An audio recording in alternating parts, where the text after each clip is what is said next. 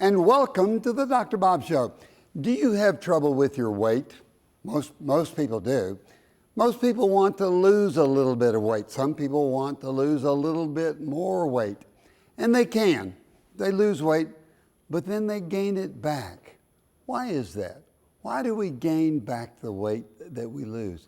Is there something in the brain that sends a message that it says it wants us to be heavier than we want to be? We'll be spending most of this show talking about obesity. We'll be talking about the interaction with the brain and the gut and the fatty tissues. My guest is Dr. Aaron Bussey. Dr. Bussey is a board-certified endocrinologist, and his main thrust is obesity, teaching how we can keep our weight stable. Hello, I'm Dr. Robert Overholt, and I'll be your host for the next 30 minutes on the Dr. Bob Show. Later on, we'll be talking about the ideal blood pressure. Is it too high or is it too low? And if we have time, why do we want red blood cells? What do they really do for us? A lot of information for you. You'll want to stay tuned.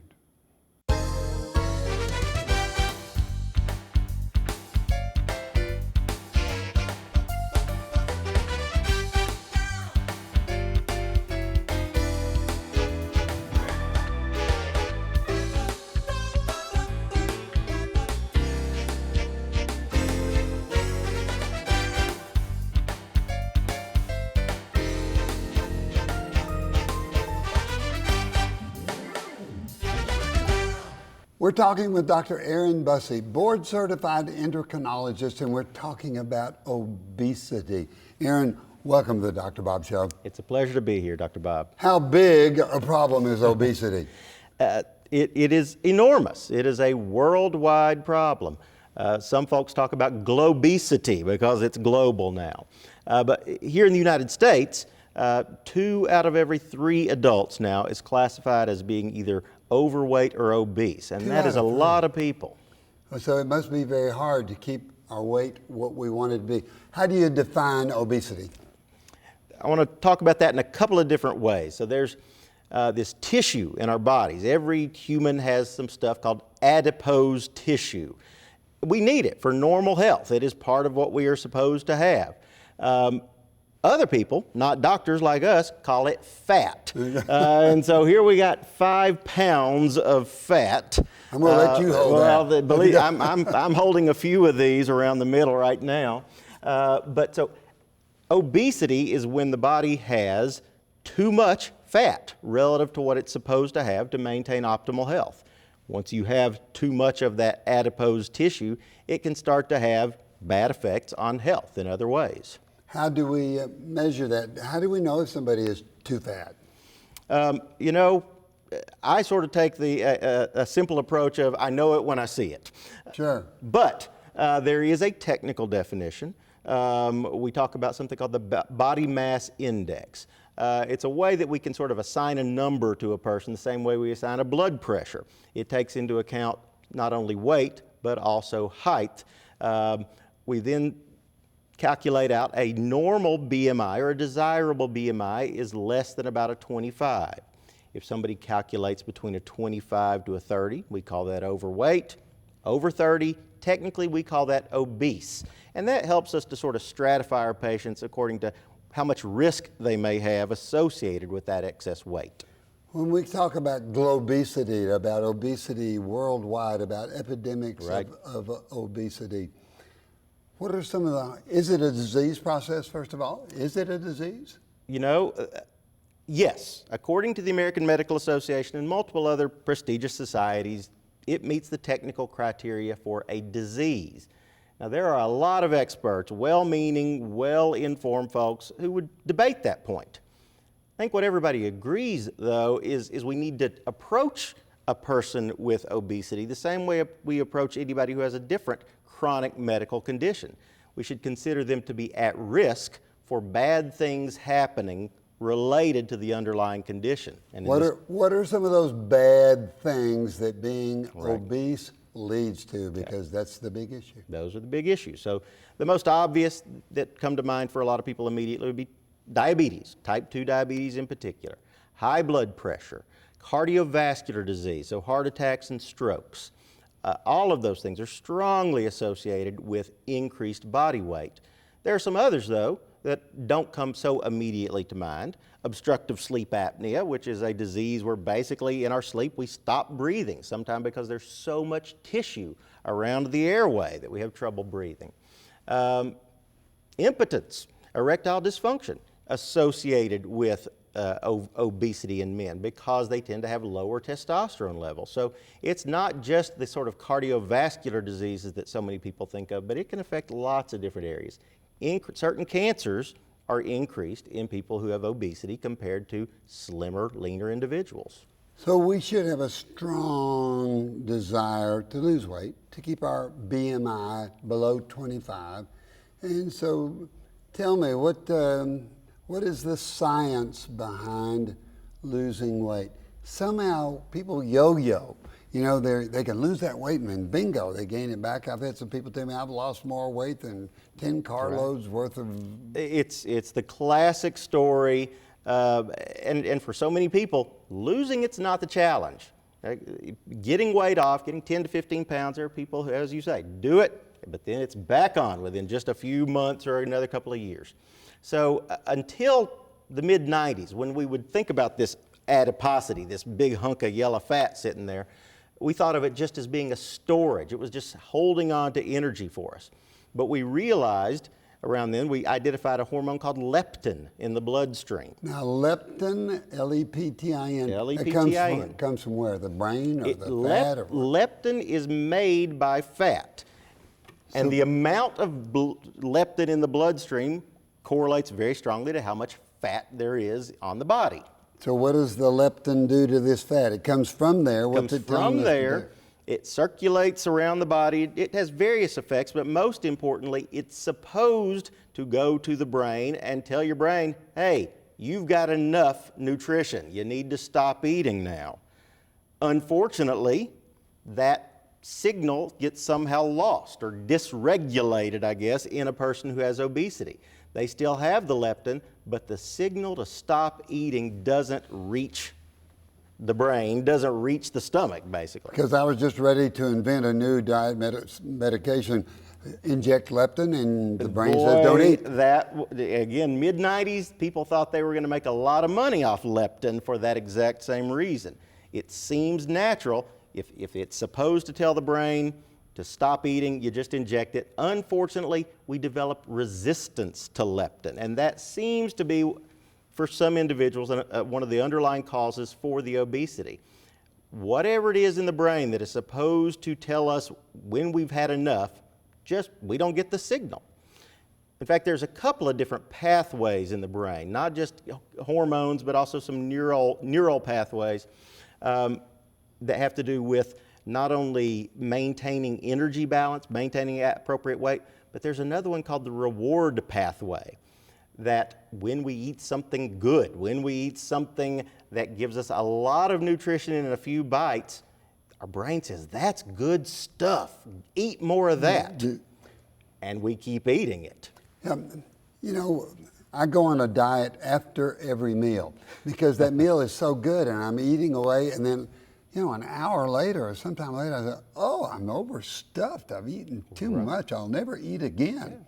And so there is some very good and interesting science that correlates obesity and overeating with several other addictive behaviors, including alcoholism, including narcotic addiction.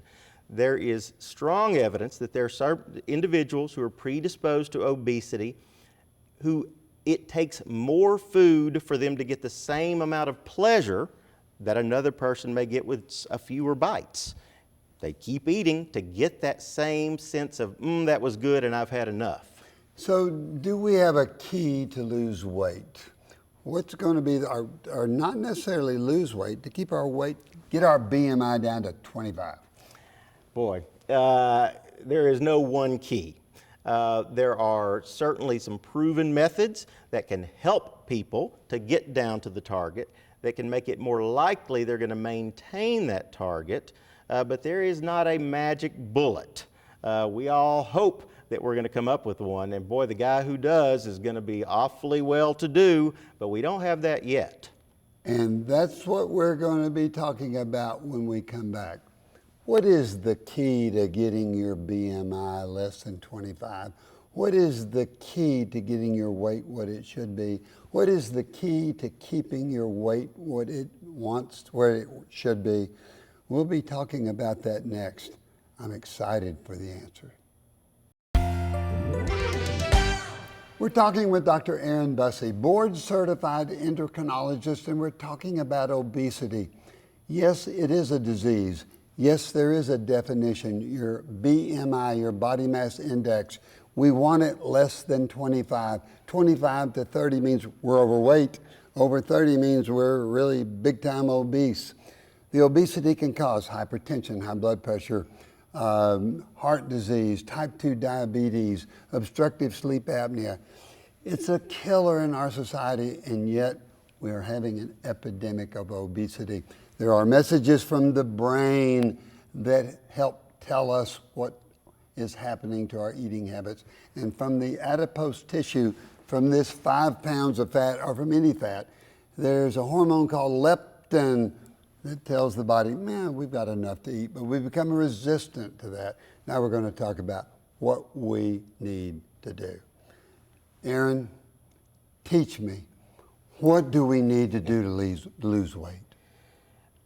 You know, the first thing that I tell my patients to do is to pay attention to what they're doing now. So obviously you have to make a decision that you need to lose weight.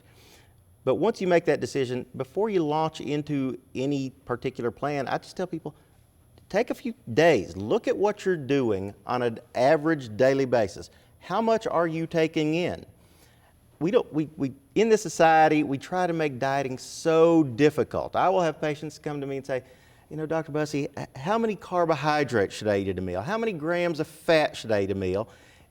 And at the same time, they're going to fast food 3 out of 4 meals, and I'm just telling them, don't do that.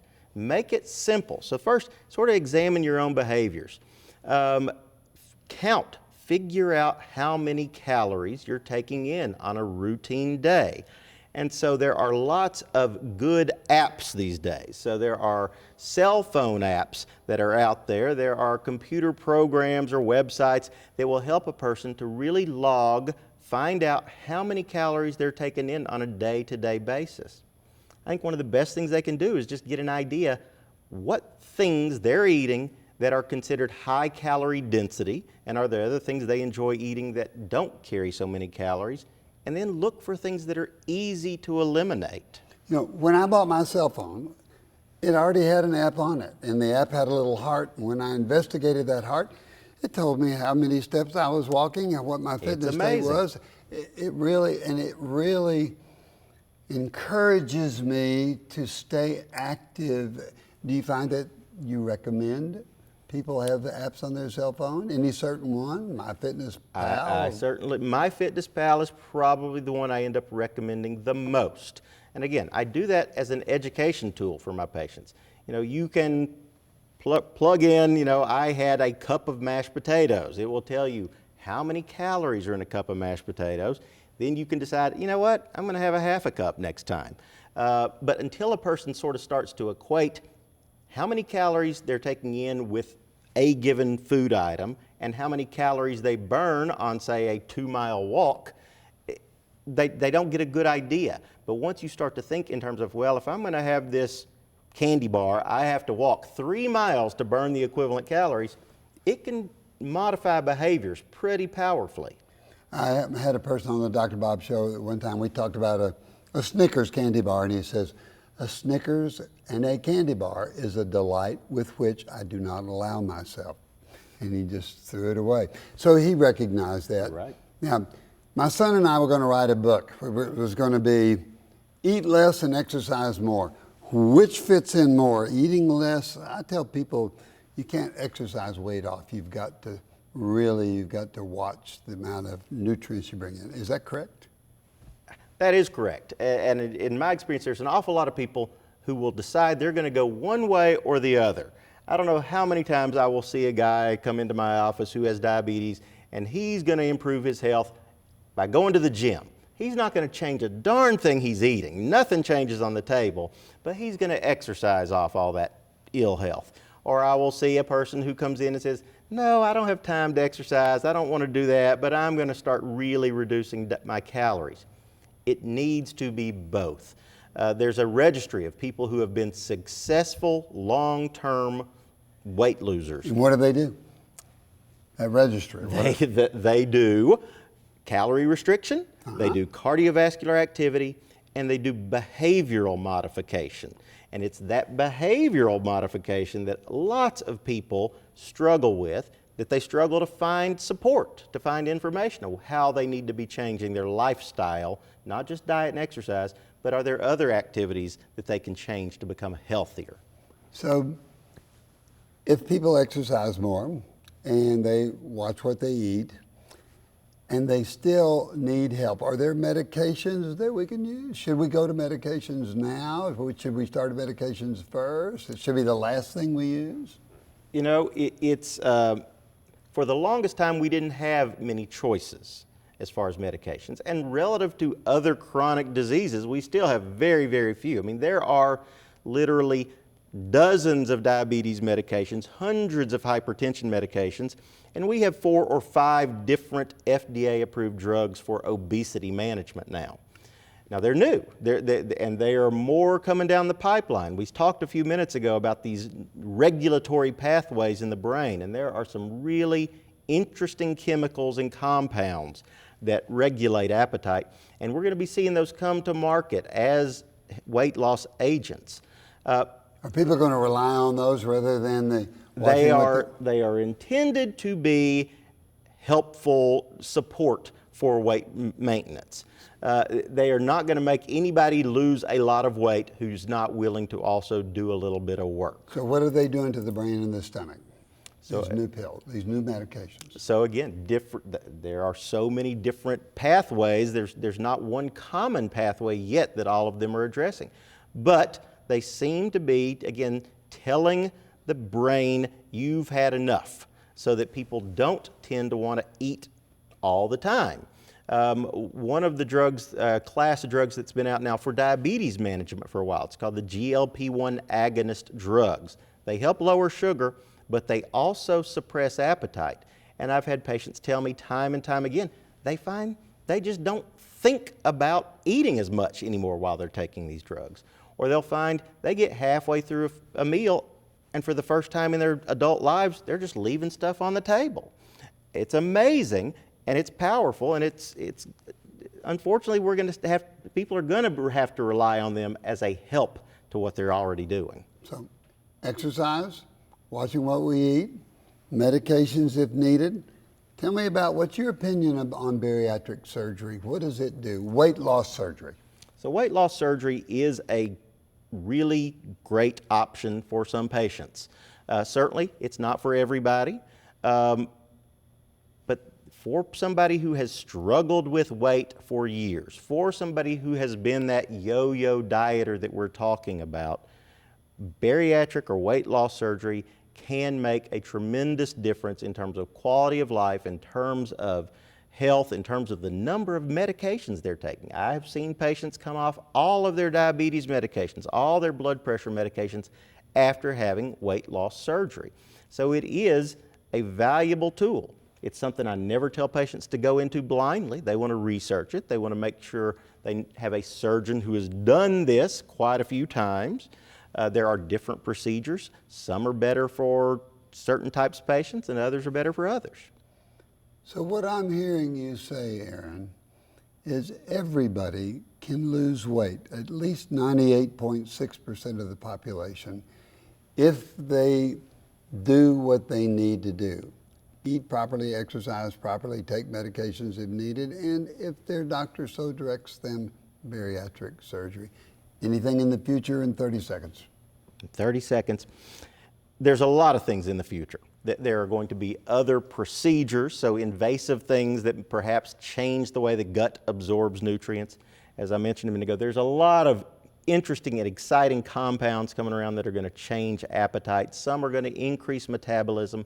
So there is certainly added hope in the future on top of the simple but hard things that we know to do.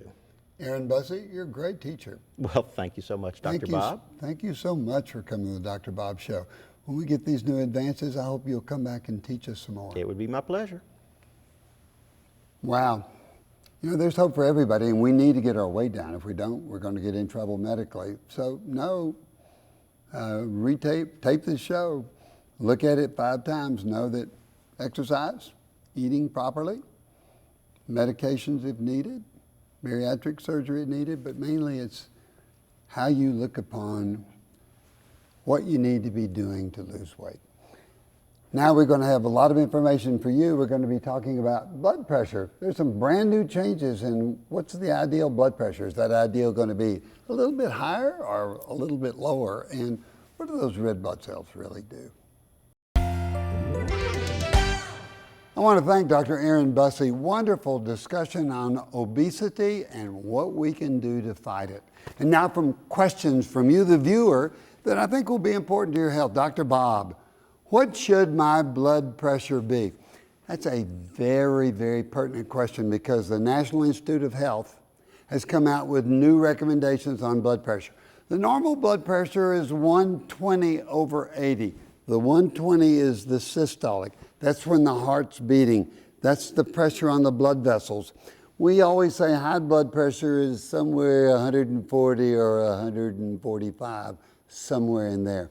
But the new study says if we keep the blood pressure down at 120, so if we don't use 130, 135, 140 as normals for the systolic, for the high end, if we get it down to 120, then we have 25 to 30% less chance of heart attacks and strokes. Let's go through that again. 1/3 of our country has hypertension. Of that 1/3 that has high blood pressure, 50% don't have it controlled. If we control it down to 120 and keep it there, then you've got 30% less chance of having heart attacks or strokes. So what do you have to do? You have to keep your weight good, you have to exercise, you have to eat right, you have to get the salt out of your diet. There's a DASH diet against systolic hypertension. That's the high number. It basically says eat fruits and eat vegetables and get the salt out of your diet. No added salt diet. If you need medications, first medication is usually a diuretic that helps take the salt out of the diet. So no, we need to have our blood pressure cuff at home. If you've had one blood pressure reading that was abnormal, you need to have a blood pressure cuff at home so that you can measure your blood pressure regular, that you can document it, that you can take it to your doctor and you can get on the plan that makes it where you have less chance of getting heart attack and stroke. And now question number 2, Dr. Bob, why are red blood cells so important? Well, the red blood cells are little cells floating around in the body that have hemoglobin in them. The hemoglobin is what grabs oxygen that we breathe. So the hemoglobin in the red blood cell carries oxygen around for nutrients to our brain so that we can think good, to our heart so it can beat well, to our muscles so that they don't cramp up, so that they can perform well. If the hemoglobin goes down, if we become anemic, then we don't have the oxygen that we need to the rest of the body. It can make us, therefore, short of breath because it's the body trying to grab onto more oxygen so we'll breathe faster. We become pale, our pulse gets fast. The pulse is actually trying to beat around more blood so that we'll have more blood to carry oxygen to our body. So know that being a red-blooded American male is what you and I want to do. What can we do about it? Well, we can get our hemoglobin measured, hemoglobin and hematocrit. Hematocrit is a percentage of red blood cells to the total blood that we have. And make sure that we don't have iron deficiency, that our doctor will look at what is making our hemoglobin and hematocrit go down and for us to be anemic. So that's a very important interaction with you and your doctor. That's all the time that we have for this show. I hope you've enjoyed it as much as I have. Let's think about obesity and the 4 things that we talk about. Number 1 is exercise. If you exercise on a regular basis, it will lower high blood pressure, but it will help us lose the weight that we want. It will reduce stress. It will make us feel good. It'll give us a runner's high. We've got to be exercising. It's got to be 30 minutes, 7 days a week. If you take a day off, that's okay. Eat properly. Eat less salt. Don't add salt onto your diet. Make more fruits and more vegetables as part of what you eat. If you're hungry in the middle of the day, eat a little snack, but make it a banana, make it an apple, make it some grapes, make it something that's good for you and good for your health. Try not to eat before you go to bed at nighttime. If we fill our stomach at nighttime, we can get reflux, we can get other medical problems. So know that eating properly with exercise is going to make you healthy. 7.5 to 8 hours of sleep. If you get the sleep, you'll feel better. Studies have shown if we don't get enough sleep, that we eat too much and that we get overweight. And what is it that we want most of all in the Dr. Bob Show? It's that laughter in your life. Have a great time laughing. Giggle a lot. Find that loved one. Tell funny stories. Laugh a lot, and you will be healthy.